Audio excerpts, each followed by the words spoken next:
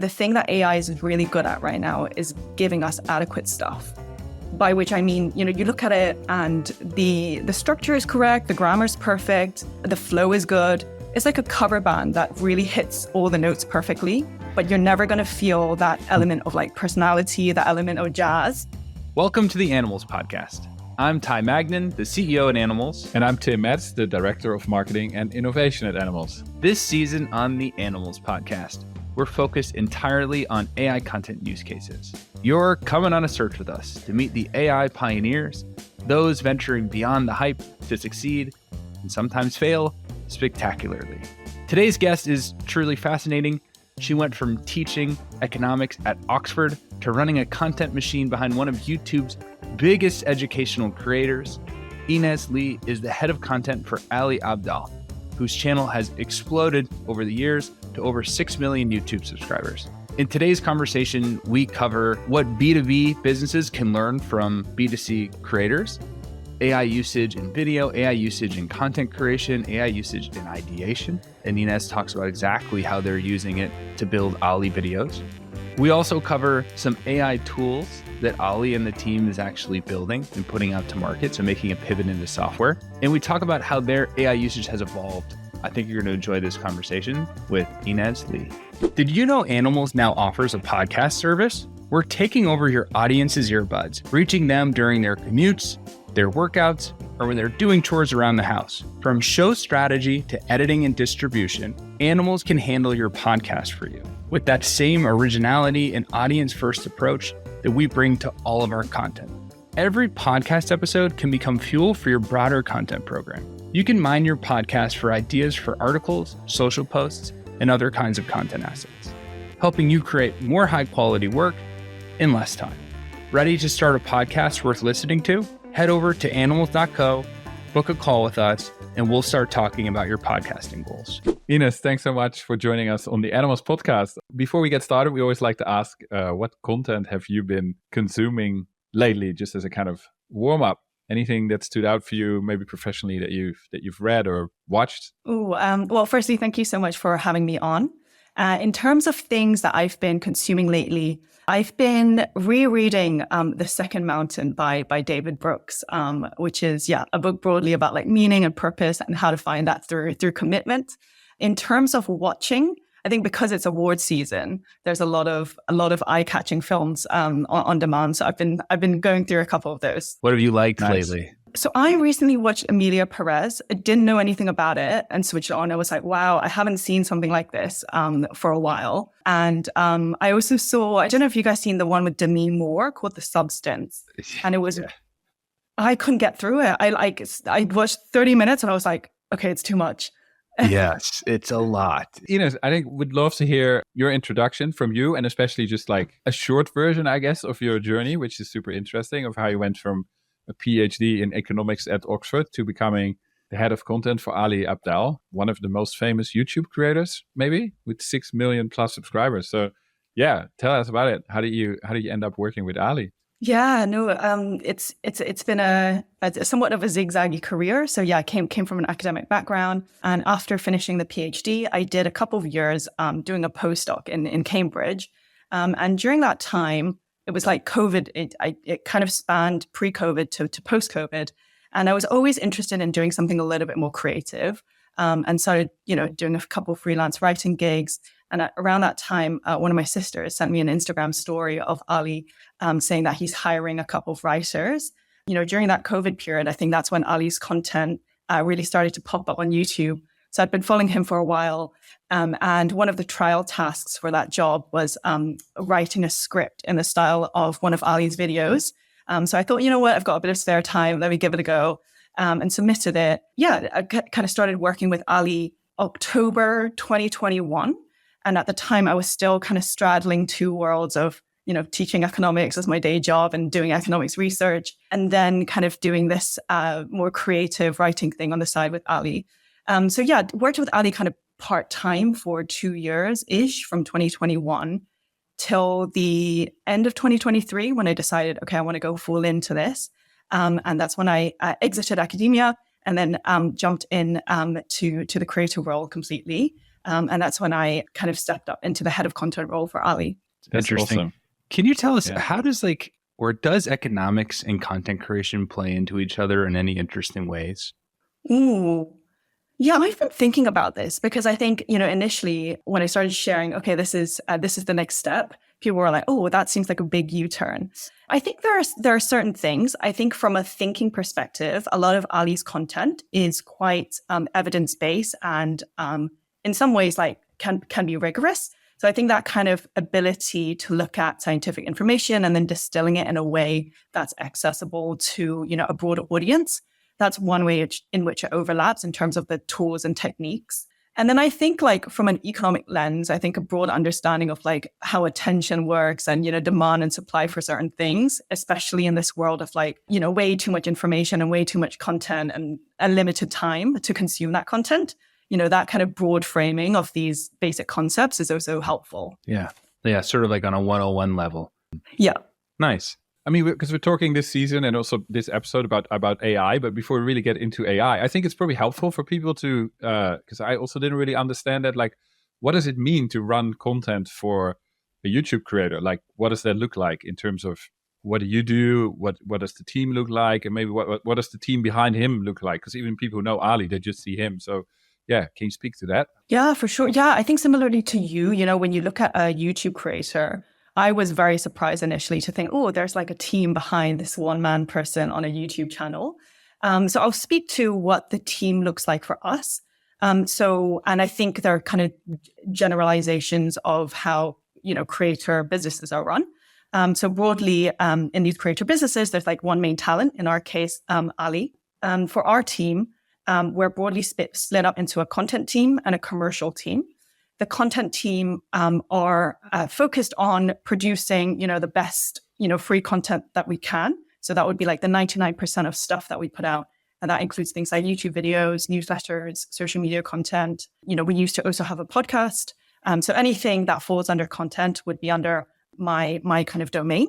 And then the commercial team looks more after the product development side, as well as, I guess, what you would traditionally call kind of growth marketing.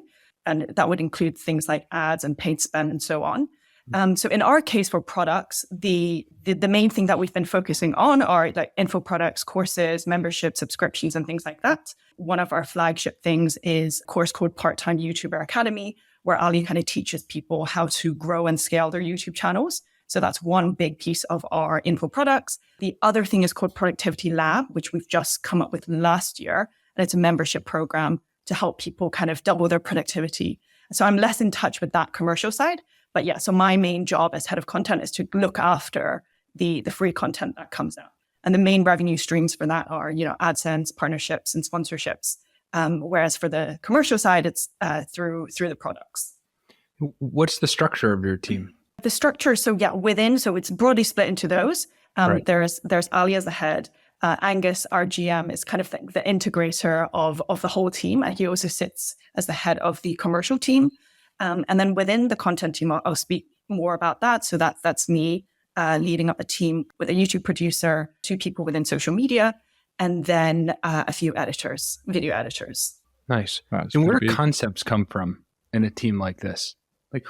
Where does ideation come from? It's been a real mix, so let's talk about YouTube videos, because that's kind of one of the biggest distribution platforms for us and biggest focus for us.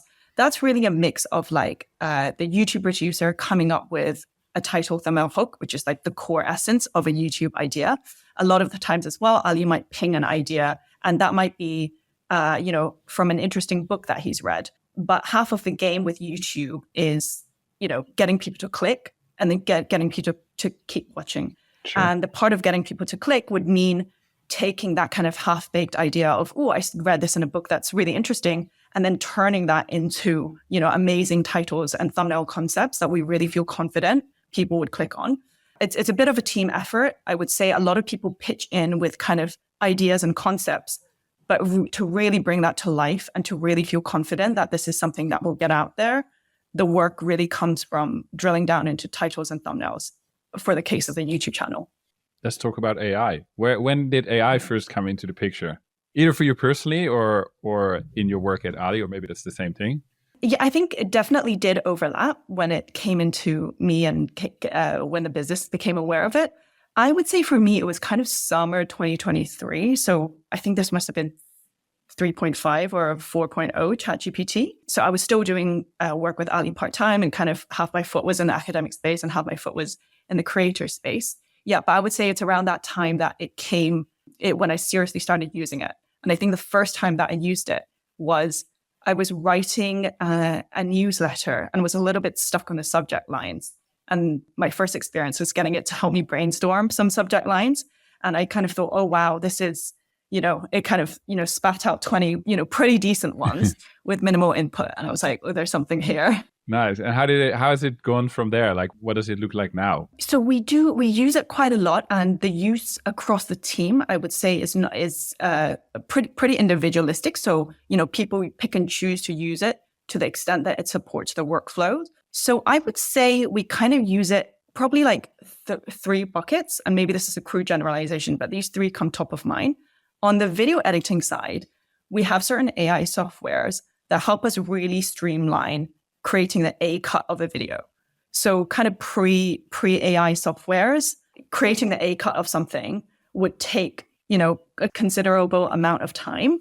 And now with a tool called Firecut, which is like an AI-powered editing tool, that kind of cuts down on our editing time by 1 to 2 hours. For the A cut, it would be at least 3-4 hours. So it's a significant halving of the time in order to get that. Yeah, because Ali tends to record, and this might vary from creator to creator, but at least for Ali, he speaks to the camera and spiels a little bit.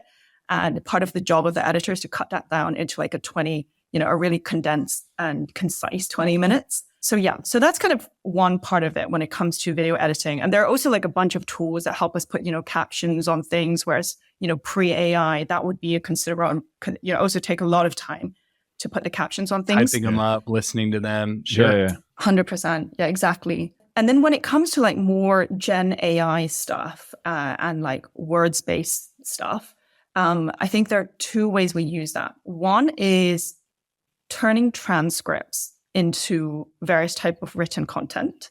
And that I find this to be particularly helpful when we're trying to, scale Ali's voice, because I think his written style in some ways follows quite closely the way he speaks. And so having a transcript, whether that be, a recording of a Zoom call or a grain transcript or whatever, that's very helpful for us, to capture the essence of the thing he's thinking about. Transcript to written format, that's one thing.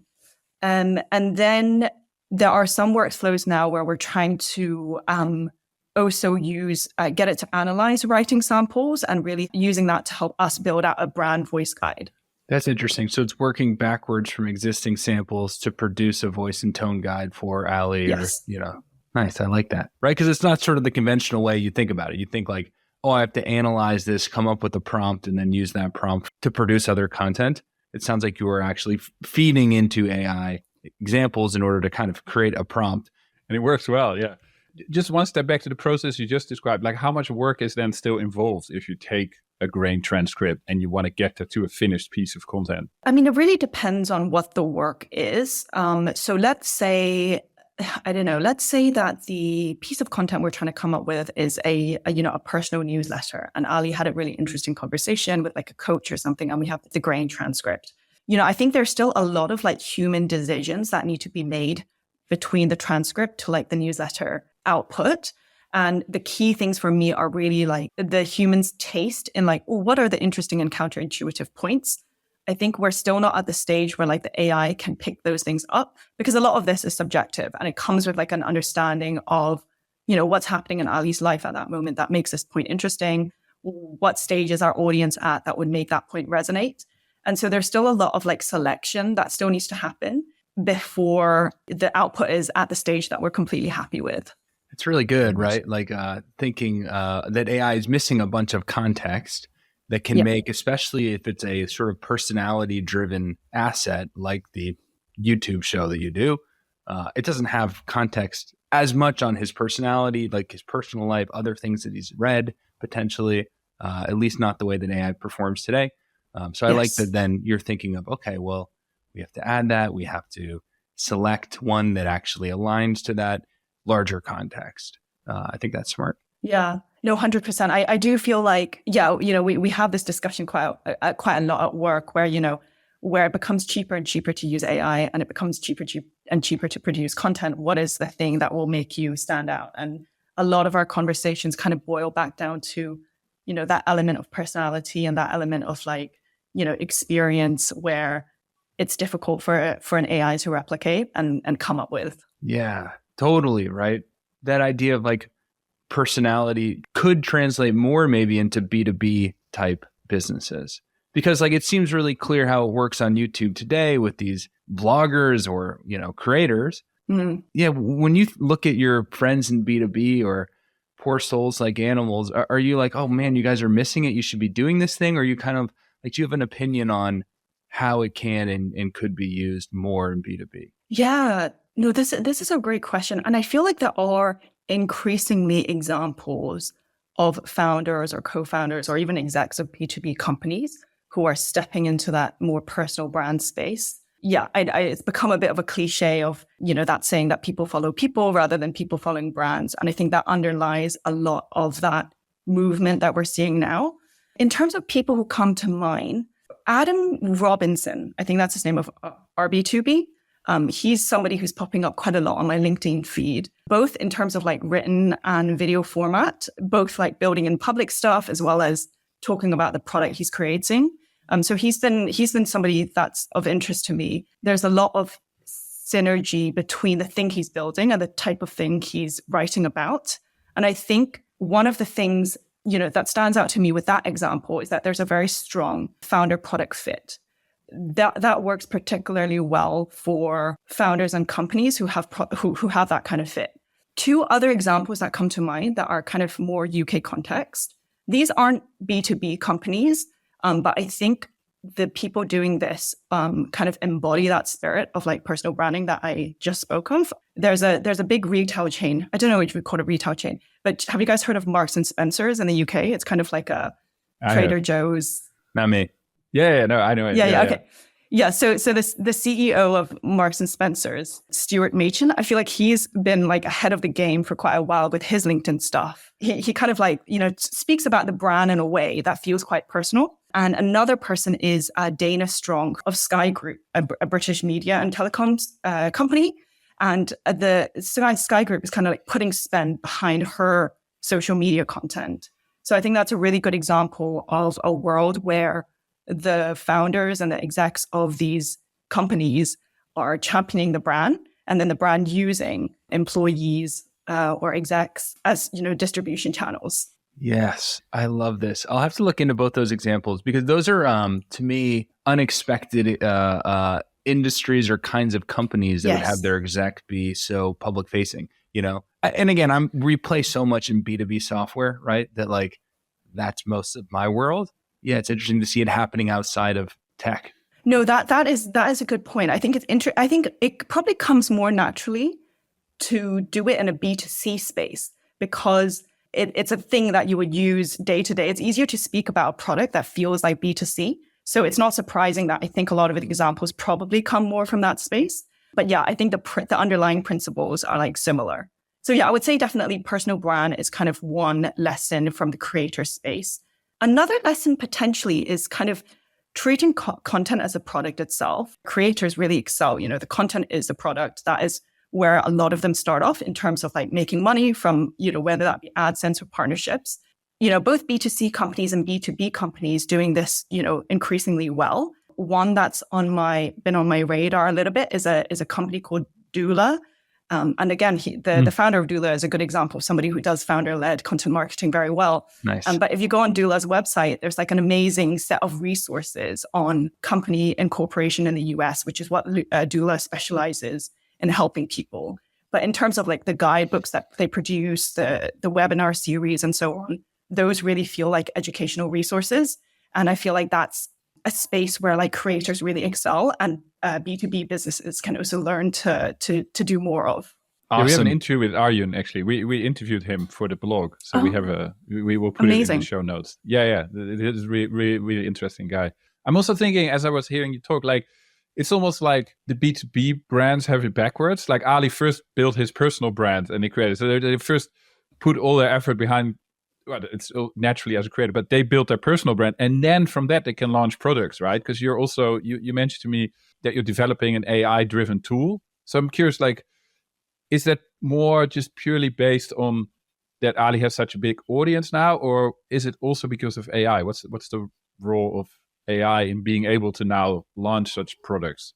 So yeah, I guess taking a step back, I agree with you. Like, I think any business is easier with a bit of a personal brand because part of your distribution is distribution problem is reduced. In terms of Ali stepping into the software space, I think there are kind of two things. One is just personal interest of, it'll be interesting to step into the software space. We also see kind of that space as being the space where there's potentially, exponential growth. Whereas with info products, at some point, there's going to be diminishing returns to what you can get from a course and so on. Whereas I think with the software space, that's really the area where we see potential to scale. So that's one thing, kind of like personal interest and seeing where are the opportunities for the business in the next couple of years and potentially even decade. The second thing I think is exactly what you were saying. With creator-led businesses, what a lot of creators now are doing are partnering up with people who either have expertise, in operating some kind of service-led thing, or have expertise in building, software. And the creator kind of brings the distribution, through, say, talking about it in a YouTube video or doing a demo or a purely dedicated YouTube video to that product. And the person with the expertise is behind the scenes building the thing and making the product as good as possible. Zooming out a little bit, I'm curious, with this software that you're building, I mean, you could tell us a little bit more about it. But from what I understand, it's something you can use on your own in your content creation process. Is that right? Yeah, so I'll speak a little, sorry to skip that step of what the product's about. So yeah, Ali's been working on an app called VoicePal. And the idea of VoicePal is you speak into it and it's like a voice memo and you just, ramble a couple of thoughts and it will then ask you a couple of follow-up questions. And then it will create a first draft of whatever piece of content that you want to create. And the idea of VoicePal is that this is the ghostwriter in your pocket and it will allow you to transform your thoughts into a piece of written content, as quickly as possible.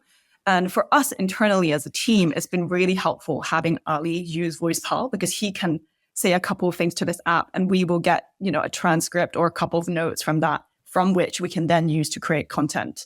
So yeah, so that's the kind of 60-second spiel of what that is. Yeah, it's very cool. Zooming out a little bit, how do you see AI impacting the way that content is created?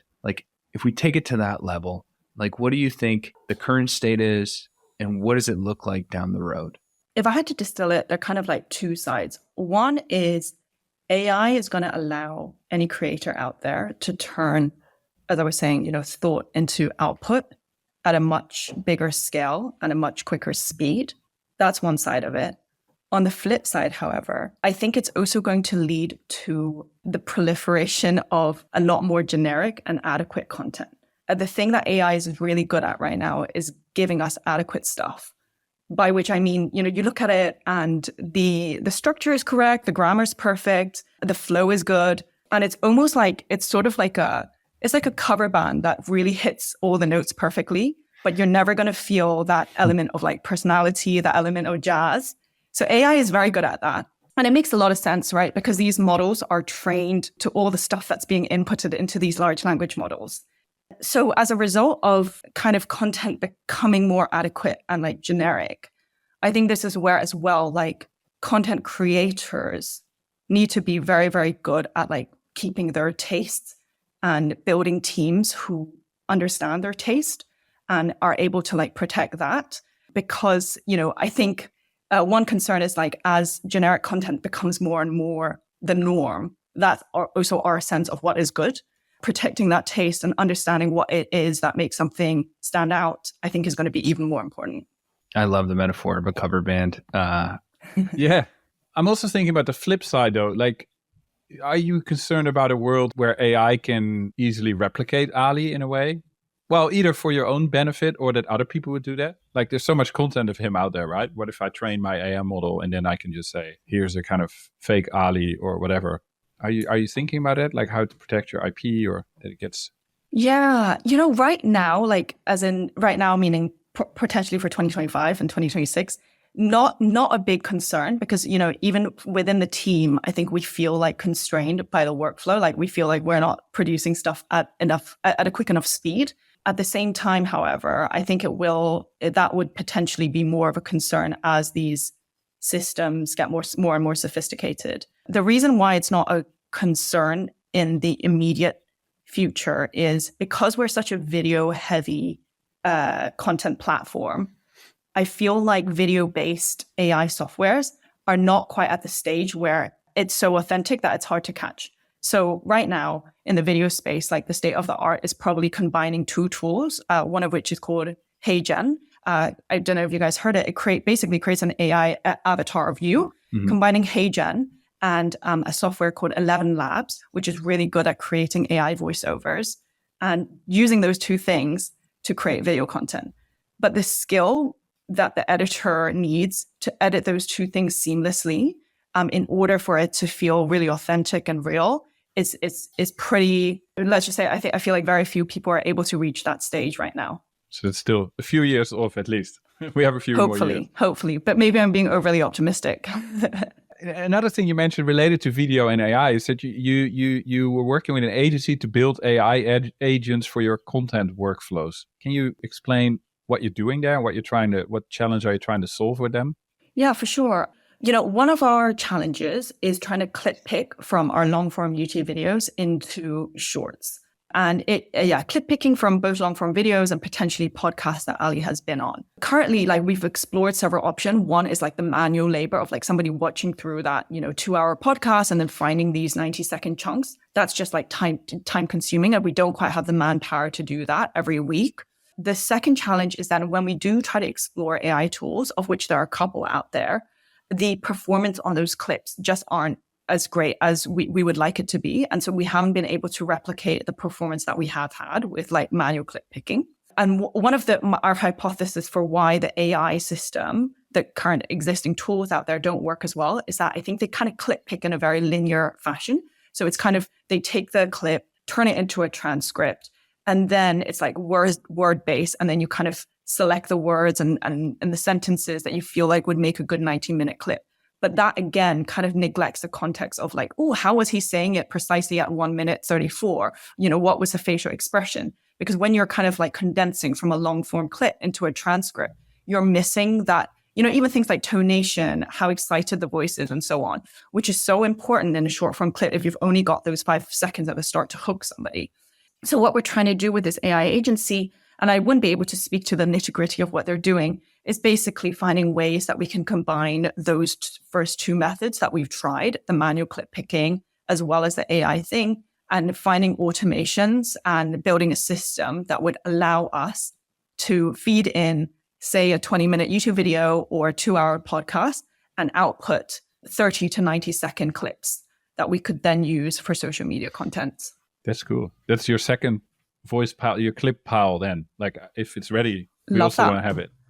Yeah. And is it clip like pal. specifically trained? I don't know, like if you know the details on that, like is it specifically trained on Ali or it's just, it could potentially do that for others as well? Yeah, I think we're building it very much in a way that is like creator agnostic.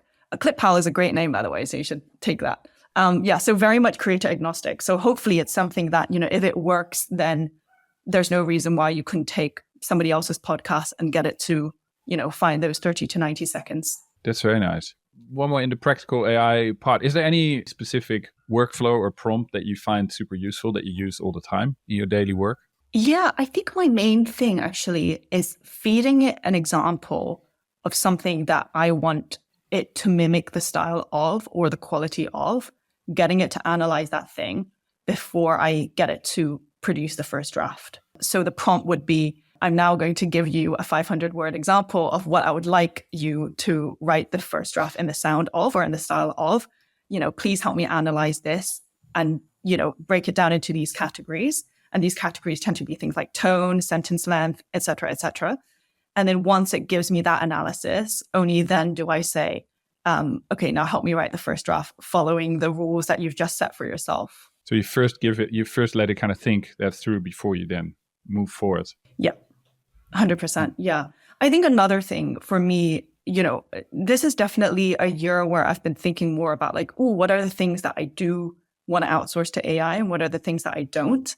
One thing that I've been coming back to a lot, whenever I speak to a team member who isn't quite getting the result that they want from AI, I feel like it's usually because we mistaken kind of writing for thinking, and kind of, I guess 75% of good writing, in quotations, is thinking. And it's only like the final 10% when you're literally typing on a keyboard. And the mistake a lot of the times, and the thing I want to get better at, is just really making sure what are the boundaries of like doing the heavy lifting of the thinking, and what are at what point do you want to hand off and outsource to the AI.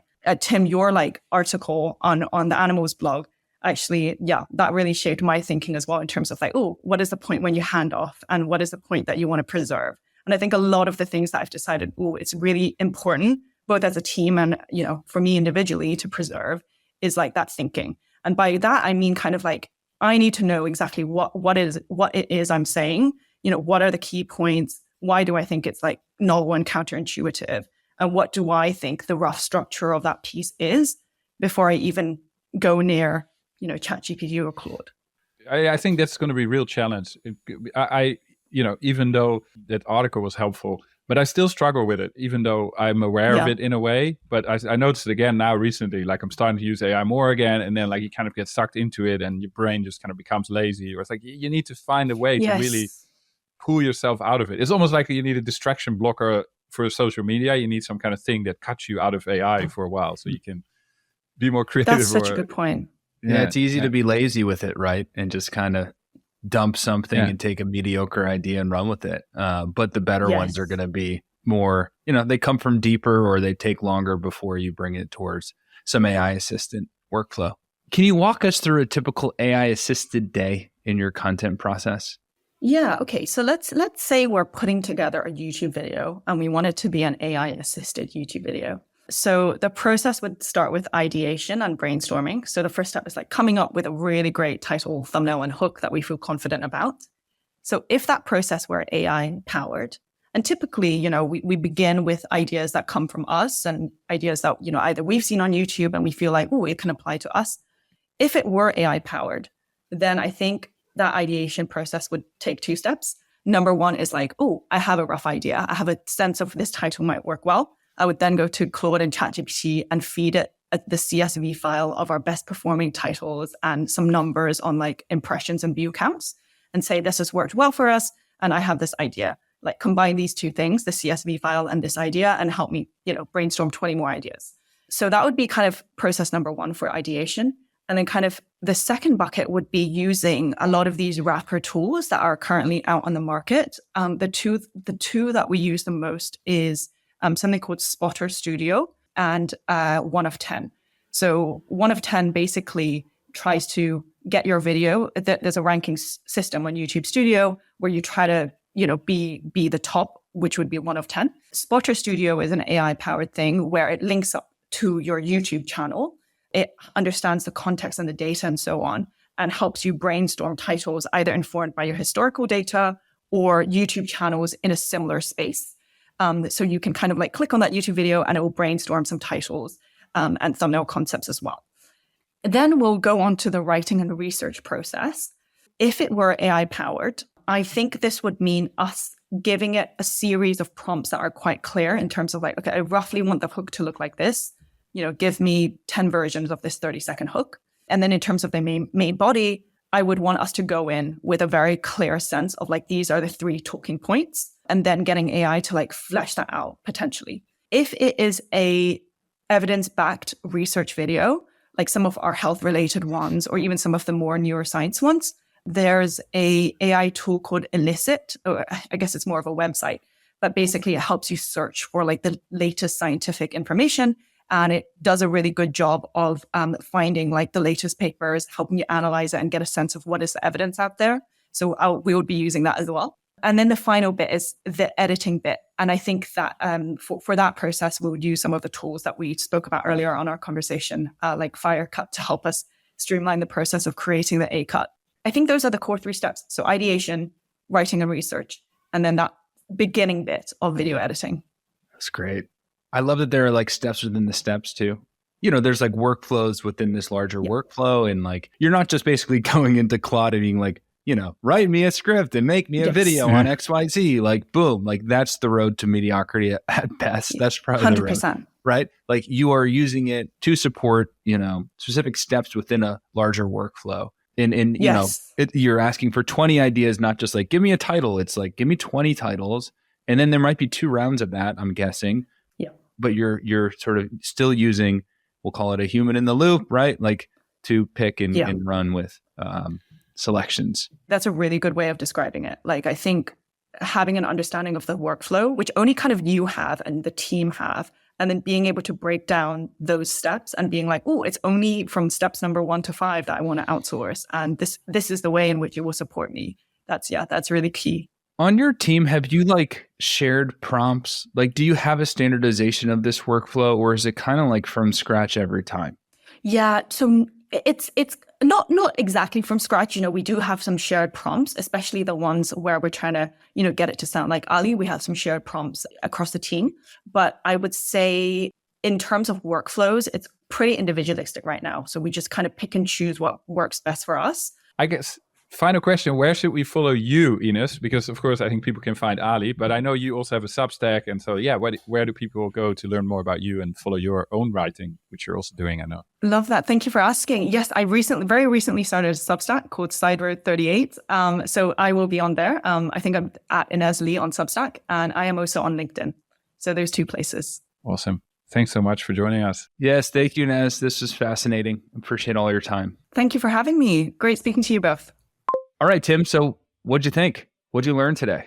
Well, it's fascinating to just get a picture on the content team behind a creator, because a creator is essentially creating content. And I had no idea there's a big team actually behind it, like 10, 12 people.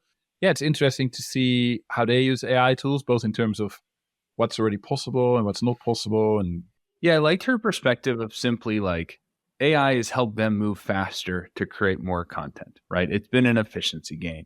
It sounds like sometimes, you know, it's saving a couple hours on editing a video, which is significant, you know, if it's like almost a 50% reduction in effort or in time involved.